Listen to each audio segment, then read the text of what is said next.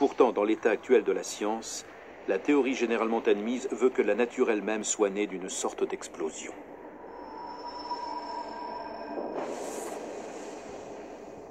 Il y a plusieurs milliards d'années, l'espace et le temps auraient ainsi été créés dans une gigantesque détonation connue sous le nom de Big Bang.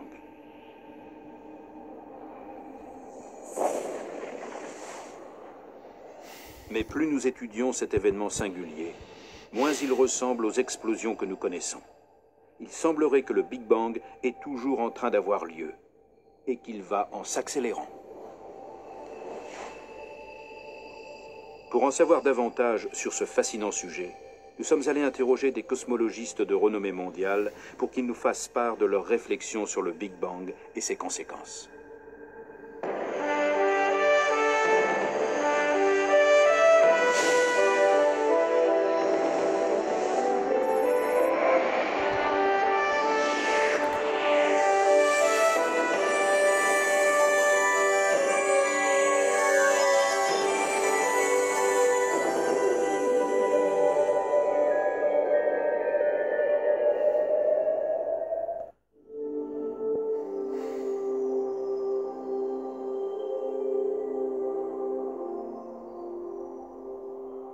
Dans la recherche scientifique, les cosmologistes sont ceux qui ont le champ d'étude le plus vaste.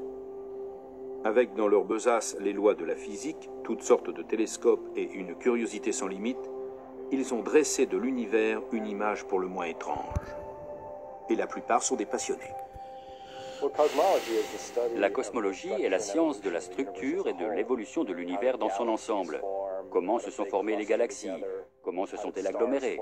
Comment des étoiles sont-elles apparues dans les galaxies? Comment l'ensemble a-t-il évolué? C'est vraiment la science de nos origines. De même que nous aimerions savoir comment les premières cellules sont apparues sur Terre, nous voulons comprendre comment la matière de l'univers s'est formée et agglomérée en galaxies, étoiles et planètes. C'est vraiment un domaine fantastique, un des plus stimulants que je connaisse. La cosmologie a fait de rapides progrès ces 10 dernières années, en partie parce qu'il y a 10 ans, nous étions très ignorants. Quand on ne sait rien, il est facile de progresser rapidement. Nous avons fait de gros progrès en cosmologie grâce aux données obtenues par les nouvelles techniques d'observation. L'avancée récente la plus remarquable est issue des résultats d'une étude menée par Alex Filippenko et ses collègues de l'université de Berkeley.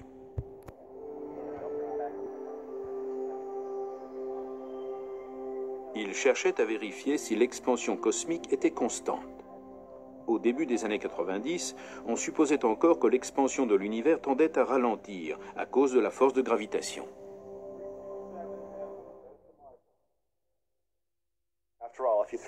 Si vous lancez une pomme en l'air, comme ceci, en allant vers le haut, elle ralentit progressivement à cause de l'attraction terrestre et finit par retomber au sol tant cette attraction est forte. Et même si je lançais cette pomme à une vitesse telle qu'elle quitte la Terre et continue de s'éloigner, elle ralentirait tout de même progressivement, car elle ne cesserait jamais de subir la force gravitationnelle de la Terre. On supposait donc que l'attraction que toutes les galaxies exercent entre elles ferait progressivement ralentir l'expansion de l'univers.